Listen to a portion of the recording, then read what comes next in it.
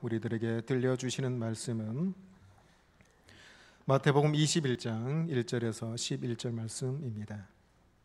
그리고 구약성경 스가랴 9장 9절 말씀 두 것을 보도록 하겠습니다. 먼저 마태복음 21장 1절에서 11절 말씀입니다. 신약성경 34면에 있습니다. 이 말씀을 봉독할 때 우리 모두 살아계신 하나님의 음성을 다 들을 수 있기를 바랍니다. 이것은 하나님의 말씀입니다. 그들이 예루살렘에 가까이 가서 갈람산 백박이에 이르렀을 때 예수께서 두 제자를 보내시며 이르시되 너희는 맞은편 마을로 가라. 그리하면 곧 매인 나귀와 나귀 새끼가 함께 있는 것을 보리니 풀어 내게로 끌고 오라. 만일 누가 무슨 말을 하거든 주가 쓰시겠다 하라. 그리하면 즉시 보내리라 하시니 이는 선지자를 통하여 하신 말씀을 이루려 하심이라. 일러스되 시온의 딸에게 이르기를 내 왕이 내게 임하나니 그는 겸손하여 나귀 곧 멍에매는 짐승의 새끼를 탔도다 하라 하였느니라. 제자들이 가서 예수께서 명하신 대로 하여 나귀와 나귀 새끼를 끌고 와서 자기들의 겉옷을 그 위에 얹음에 예수께서 그 위에 타시니 무리의 대다수는 그들의 겉옷을 길에 펴고 다른 이들은 나뭇가지를 베어 길에 펴고 앞에서 가고 뒤에서 따르는 무리가 소리 높여 이르되 호산나 다윗의 자손이여 찬송하리로다. 주의 이름으로 오시는 이여 가장 높은 곳에서 호산나 하더라. 예수께서 예루살렘에 들어가시니 온 성이 소동하여 이르되 이는 누구냐 하거늘 무리가 이르되 갈릴리 나사렛에서 나온 선지자 예수라 하니라. 아멘. 스가랴 9장 9절 말씀 봅니다. 구약성경 132면에 있습니다.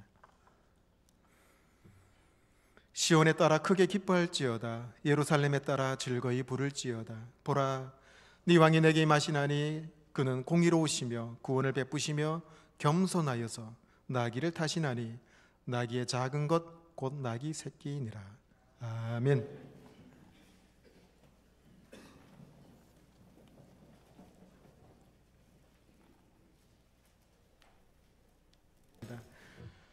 호산나 다윗의 자손이여 이제 우리를 구원하여 주십시오. 찬양과 한송 속에 예루살렘 성으로 입성하신 주님, 오늘 거룩한 종료주일을 맞이하여 주님 앞에 우리들이 모여서 예배드립니다. 이곳에 오셔서 우리를 다스리시고 통치하여 주시고 십자가라는 대가업을 이루시기 위하여 올라가신 그 고난의 길을 묵상하는 이번 한 주간의 삶이 되게 하여 주시고 오늘 또한 이 예배를 흠양하여 주셔서 예배를 통해서 우리의 마음이 다시 한번 정결케 하시고 엄숙하게 하시고 그래하여 주님의 고난을 기억하며 예배 드릴 때 성령님께서 이 시간에 친히 함께하여 주시옵소서. 말씀을 듣습니다. 깨닫게 하시고 우리의 영을 새롭게 하여 주시옵소서. 예수님의 이름으로 기도하옵나이다. 아멘. 이 동물이 이름이 뭘까요? 네, 오늘 많이 언급됐죠? 나귀입니다. 나귀는 체질적으로 건강한 동물입니다.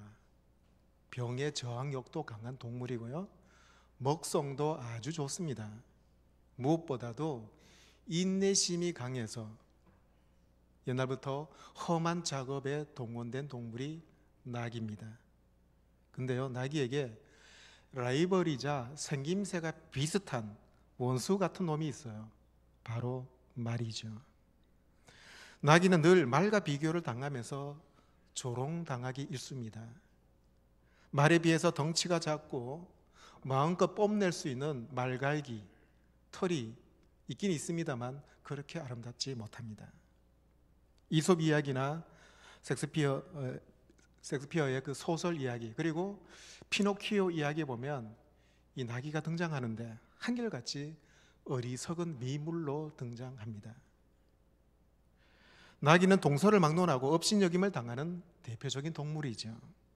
동양에서 나귀의 해와 달, 이 말인 영원히 오지 않은 시간을 말합니다.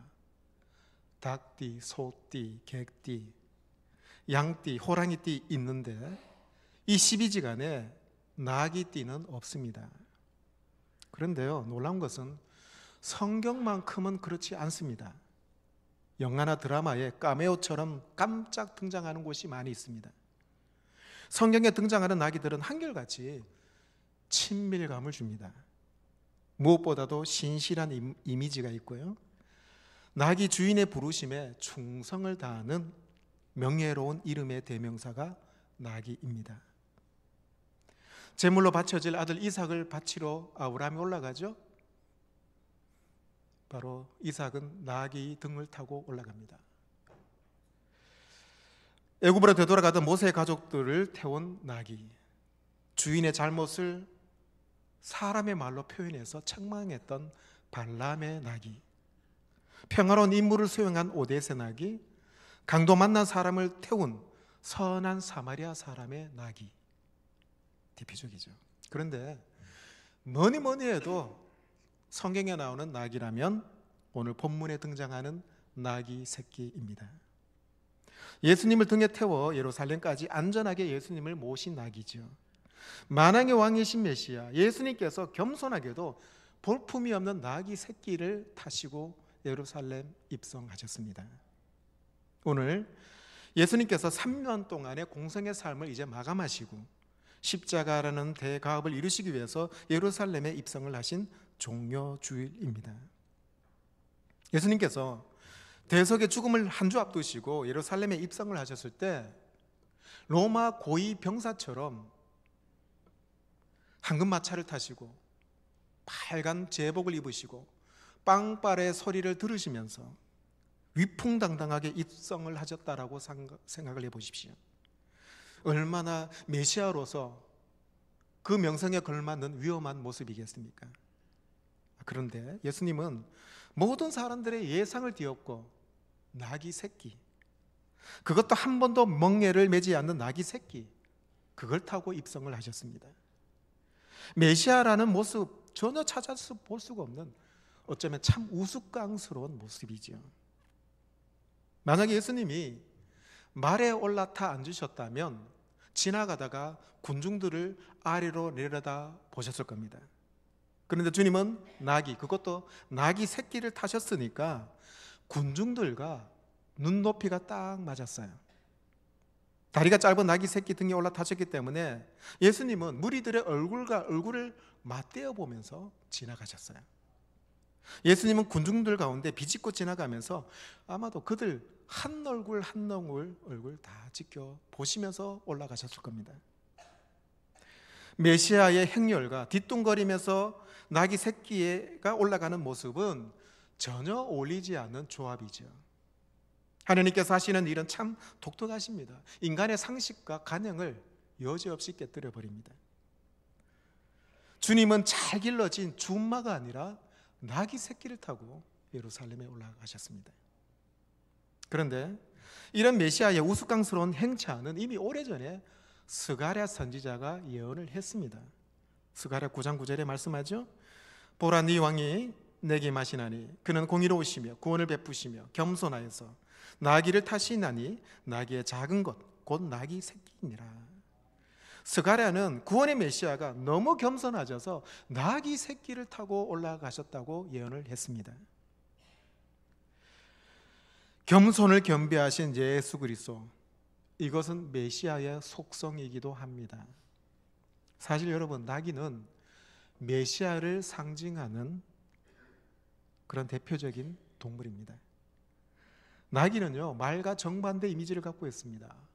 말은 전쟁을 상징하죠. 그런데 나귀는 평화를 상징합니다.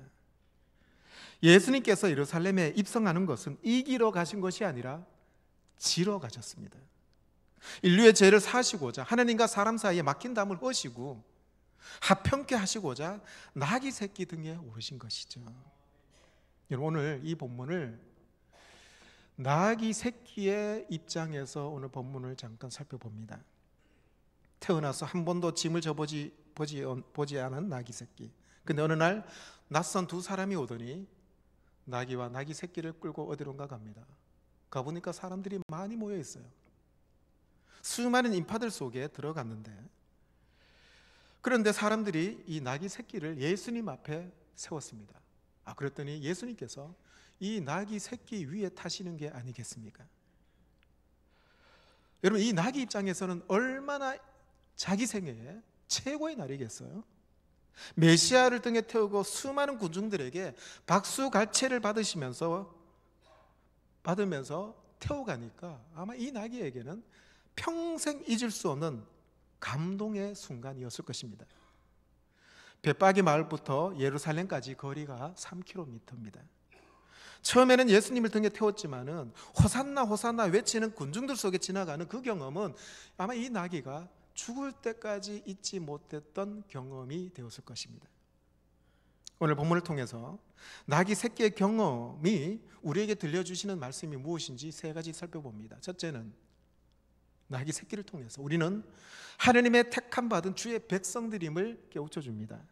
1절 2절을 보시면 그들이 예루살렘에 가까이 가서 갈람산 백박이에 이르렀을 때에 예수께서 두 제자를 보내시며 이르시되 너희는 맞은편 마을로 가라. 그리하면 곧 메인 나귀와 나귀 새끼가 함께 있는 것을 보리니 풀어 내게로 끌고 오라. 여러분, 예루살렘 인근 그 주위에 많은 나귀들이 있었을 것입니다. 그 나귀들 중에 예수님을 태워서 예루살렘에 입성한 나귀는 오직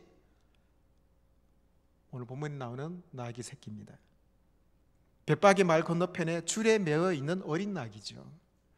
모든 것을 꿰뚫어 보시는 예수님께서 오직 이 나귀 한 마리를 택하셨습니다. 이 어린 나귀가 이렇게 택감을 받은 것이라고는 이미 스가랴 선지자가 오래전에 예언을 했죠.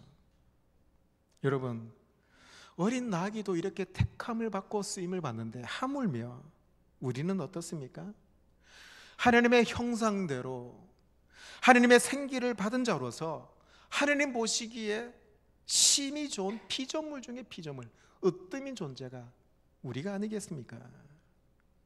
이 세상에 의미 없이 던져진 그런 보잘것없는 존재가 한 명도 없다는 거예요. 만세전에 하느님께서 나를 택정하시고 내 인생의 주인이 되심을 그분께서는 이미 오래전에 계획하고 계셨습니다. 에베소서 1장 4절에서 6절의 말씀합니다.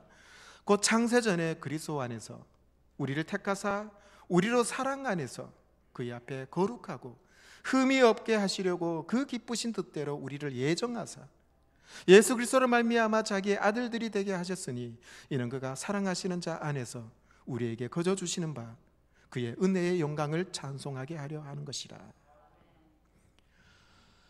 다니엘 히틀이라는 분이 있어요. 이 다니엘 히틀이 미국 남부 전쟁 때 이제 장교로 입대를 했습니다. 근데 전쟁에 참가해서 입대하자마자 얼마 지나지 않아서 포탄 파편이 맞아가지고 오른쪽 팔을 잃어버렸습니다. 그래서 병원에 입원을 했는데 너무나도 병원에 있는 시간이 따분해서 어머니가 건네준 성경책을 뒤적뒤적거리기 시작했습니다. 그전에는 관심도 갖지 않았던 성경책이었는데 시간이 많다 보니까 성경을 읽기 시작했다는 거예요. 그러던 중에 한 간호사가 이 다니엘 히틀에게 와서 한 소년병사가 죽어가고 있는데 히틀에게 당신이 와서 기도 좀 해주십시오. 그 소년병사가 힘들어 죽어가고 있습니다. 부탁을 받았는데 다니엘 히틀은 거절을 했습니다. 내가요? 저는 믿음이 없습니다. 저는 남에게 기도해 줄 만큼 그런 신앙의 수준이 되지 않습니다. 거절을 했어요. 그런데 이 간호사가 늘 성경 읽는 다니엘 히틀을 봤거든요. 그래서 계속해서 요청을 했습니다. 기도해 주십시오. 그러다가 이 간호사의 부탁은 계속되었는데 사경을 해먹고 있는 소년이 자꾸 눈에 들어왔습니다. 그래서 용기를 내서 다니엘 히틀이 이제 소년 병사가 누워있는 병상에 가서 기도를 했습니다. 그런데 소년 병사의 고통을 사라지게 해주십시오. 이 영혼을 구원해 주십시오. 이렇게 기도하지 않았습니다. 자기가 참 얼마나 죄인인지 기도할 수 있는 수준에까지 믿음이 있게 해달라고 자기 자신부터 먼저 기도했습니다. 자기가 얼마나 완악한 죄인인지 그 소년 병사의 손을 잡고 참의 기도를 드렸어요. 자기를 위해서 먼저. 한참 그렇게 기도하고 나중에 이 소년 병사의 영혼을 위해서 기도를 했습니다. 기도를 하고 나니 그 소년 병사가 평안하게 죽어 있는 모습을 봤습니다. 주님을 영접한 거죠. 그리고는 이 다니엘 히틀이 그 경험을 통해서 하나님이 얼마나 자신을 사랑하고 있는지 깨닫게 됩니다. 온몸에 전기가 통하듯 전율하게 되었습니다. 그 감동, 그 전율 흐르는 그 순간을 잊지 못해서 다니엘 히틀이 찬양의 시를 하나 지었습니다. 하나님의 은혜로 이 쓸데없는 자 왜 구속하여 주는지 난 알 수 없도다. 찬송가 310장입니다. 이 찬송가를 지은 다니엘 히틀은 나중에 목사가 되죠. 왜 나를 구원해 주시는지 난 알 수 없구나. 그렇습니다. 우리가 예수 그리스도의 십자가 피로 속죄함의 은혜를 받은 것은 하나님의 일방적인 선택의 은혜 때문이죠. 아무런 자격이 없는 나를 이미 하나님의 자녀로 오래전에 아시고 택정하시고 죄로 인해서 하나님과 원수되었던 나를 구원하여 주시고 하나님 앞에 쓰임받게 되었습니다. 기억하십시오. 이미 오래전에 하나님께서는 나를 기억하시고 이 예배 자리에 앉아서 함께 예배 드릴 수 있도록 나를 불러주신 거예요. 나는 만세 전에 하나님께 기억된 바 되었고 하나님의 택하심을 입은 자라고 하나님 앞에 여러분 꼭 긍지를 가지시고 신앙생활 하시기를 주의 이름으로 축원합니다. 두 번째로 오늘 본문을 통해서요, 이 나귀 새끼는 우리들에게 주시는 의미가 있는데 우리는 고난의 과정을 반드시 통과해야 된다는 거예요. 주님의 택함을 받은 나귀 새끼는 처음에는 신나고 즐거웠을 것입니다. 그런데 점점 등에 올라타신 예수님이 무거워지기 시작합니다. 벳바게부터 예루살렘까지는 3km, 8리입니다. 그 거리를 장년이신 예수님을 태우고 가야 합니다. 점점 무거운 짐이 되지요. 누가복음 19장에 보면 이 나귀 새끼는 한 번도 사람을 태워보거나 짐을 져본 적이 없는 어린 나귀 새끼입니다. 벳바게 마을로부터 예루살렘까지 올라가는 길은 평지가 아니에요. 비탈길입니다. 나귀 새끼는 그 길이 힘이 붙이기도 했지만은 처음으로 가는 초행길이기 때문에 낯설고 두려웠을 것입니다.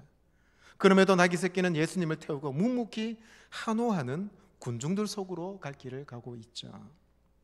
여러분, 이것은 우리들에게 어떤 메시지를 던져주고 있습니까? 하나님의 은혜로 택함을 받은 우리들이 믿음의 여정 속에 반드시 고난의 여정을 함께 해야 된다는 말씀을 해주고 있습니다. 이런 고난과 환난의 과정을 통해서 우리의 믿음이 더욱 강철같이 단단해지고 하얀 목화처럼 순결하게 됩니다. 주님은 당신의 사람들을 사용하시기 위해서 그릇으로 빚어주십니다.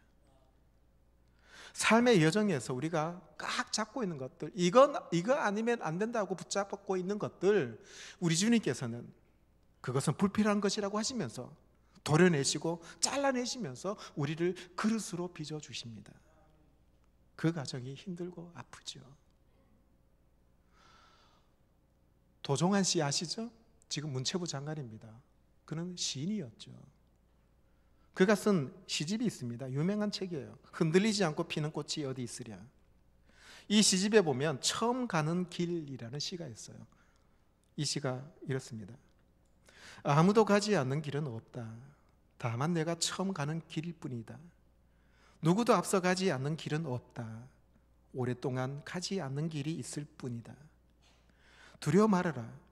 두려워했지만은 많은 이들이 결국 이 길을 갔다. 죽음에 이르는 길조차도 자기 전 생애를 끌고 넘은 이들이 있다. 숭탄하기만 한 길은 길이 아니다. 낯설고 절박한 세계에 닿아서 길인 것이다. 우리 인생길은 모두가 초행길이잖아요. 여러분 인생길 2번 사시는 분 있으세요? 없습니다. 우리는 모두 인생의 초행길을 걸어가고 있어요. 하지만 신앙의 길은 더 낯설고 험악합니다. 세상 사람들이 가는 길보다 더 외롭고 두렵고 아프죠. 그 새로운 길은 쉬운 길이 아닙니다. 남들이 가지 않거나 오랫동안 인적이 끊긴 그런 굽이치는 길입니다. 그럼에도 불구하고 우리는 그 길을 가야만 합니다. 큰 결심으로 그 길을 가겠다고 결심했는데 가는 동안에 불안이 엄습해오죠. 아니나 다를까 역시 아픔과 고난이 짐이 되어서 우리를 짓누르고 있습니다. 그럼에도 그 길을 가야 합니다. 많은 믿음의 선배들이 전 생애를 끌고 그 길을 나섰죠. 예수님도 마찬가지셨습니다. 예수님은 구원을 완성하시기 위해서 십자가 길이라는 고난의 승전을 통과하셔야만 합니다. 십자가의 고통을 피할 수 있으셨던 그분이 스스로 나귀 새끼를 타시고 고난의 길을 걸어가셨습니다. 우리를 위하여 상하고 찢긴 몸과 그 뜨거운 피를 흘리셔서 구원의 길을 완성하시려고 올라가신 길이시죠. 예수님께서는 믿음의 길을 걸어가는 자들에게 고난은 선택 사항이 아니고 고난은 필수 과목이다 말씀하십니다. 세상에서 너희가 환난을 당하나 담대하라. 우리는 고난의 과정을 통과해야 합니다. 성도 여러분, 그 고난의 여정에 우리가 인내하면서 어린 나귀처럼 묵묵하게 걸어가는 여러분 되시기를 주의 이름으로 축복합니다. 마지막 세 번째로 오늘 본문을 통해서 이 나귀 새끼는 우리들에게 영광의 날을 보게 될 것이다 말씀해 줍니다. 오늘 본문 8절에서 9절에 말씀하죠. 무리의 대다수는 그들의 겉옷을 길에 펴고 다른 이들은 나뭇가지를 베어 길에 펴고 앞에서 가고 뒤에서 따르는 무리가 소리 높여 이르되 호산나 다윗의 자손이여 찬송하리로다. 주의 이름으로 오시는 이여 가장 높은 곳에서 호산나 하더라. 여러분, 나귀 새끼가 가는 길이 고난의 길만 있는 것이 아닙니다. 예루살렘에 가까이 가니까 많은 인파들이 더 모였습니다.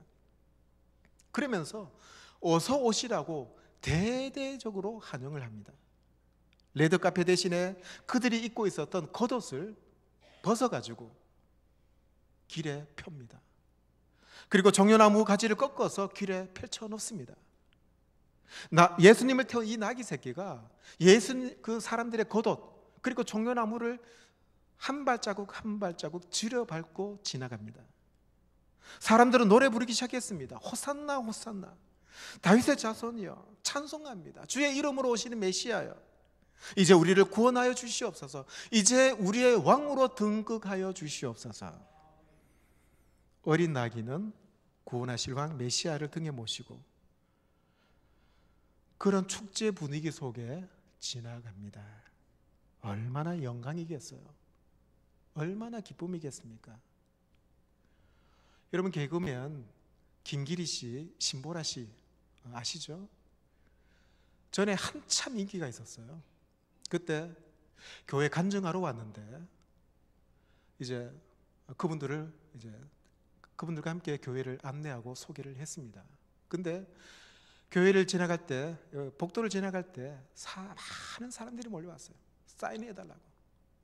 박수 갈채를 보내면서 이렇게 보게 돼서 너무 기쁘고 좋다고. 한각 개그맨들을 안내하는 것도 그렇게 기뻤는데 하물며 나귀 새끼는 주님의 제자들도 자기 뒤를 따르고 있습니다. 인류를 구원하실 메시아 예수 그리스도를 태우고 예루살렘에 입성하는 그 낙이 얼마나 영광스러운 날이겠습니까? 우리가 평생 나귀처럼 예수님을 태우고 산다면 예수님의 고난이 내 고난이기도 하지만 예수님의 영광 또한 내 영광이 되기도 합니다. 사람들이 호산나 구원의 주님을 찬양하고 다윗의 자손으로 오신 평화의 왕을 높이는 그 축제의 여정에 나귀는 힘이 들었지만 얼마나 보람과 긍지를 느꼈겠습니까? 사도 바울은 로마서 8장 17절에서 18절에 말씀합니다.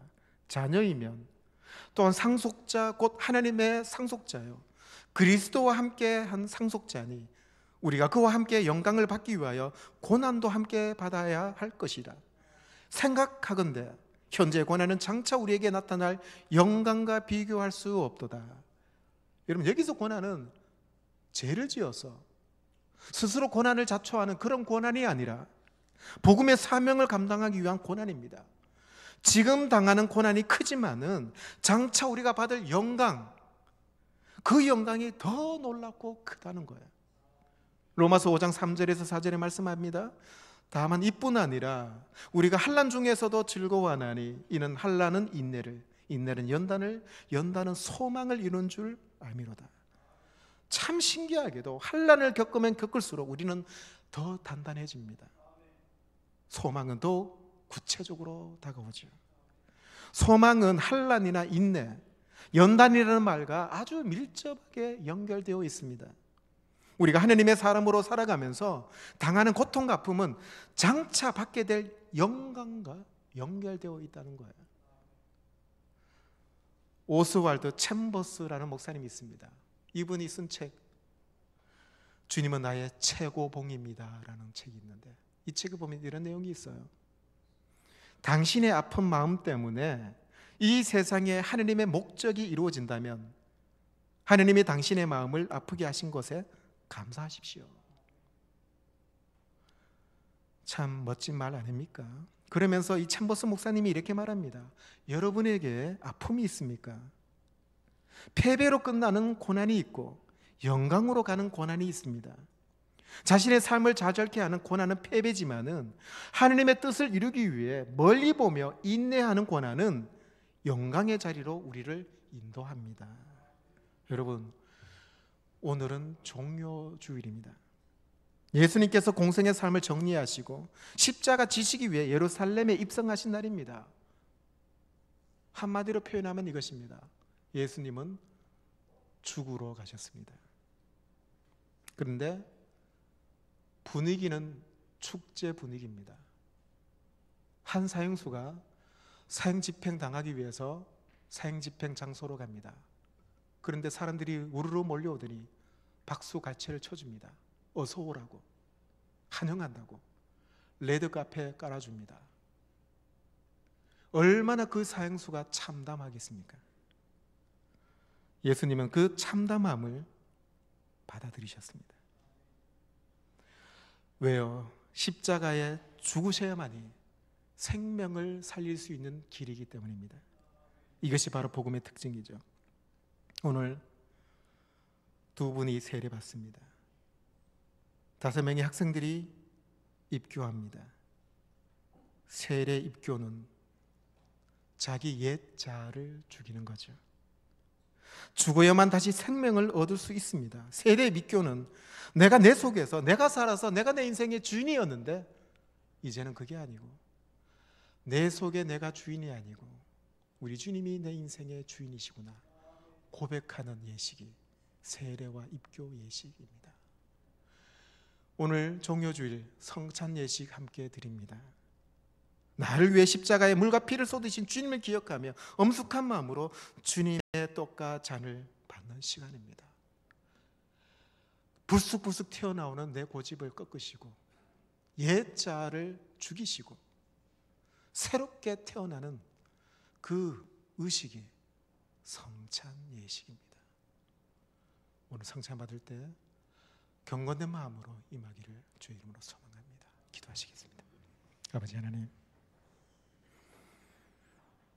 우리 주님께서 겸손하셔서 나귀 새끼를 타시고 예루살렘에 들어가셨습니다. 사람들은 그 주님이 정치적 메시아인 줄 알고 환영을 했지만 주님은 죽으러 올라가신 길입니다. 아버지 하나님, 오늘 그리고 이번 한 주간 예수님의 죽으심이 나의 죽음이 되게 하여 주시고 죽어야만이, 고난의 여정을 통과해야만이 영광의 날이 오게 됨을 저희들이 잘 압니다. 죽게 하시고 부활절에 희망과 소망과 영광으로 우리 모두 주님과 함께 살아나게 하여 주시옵소서. 예수님의 이름으로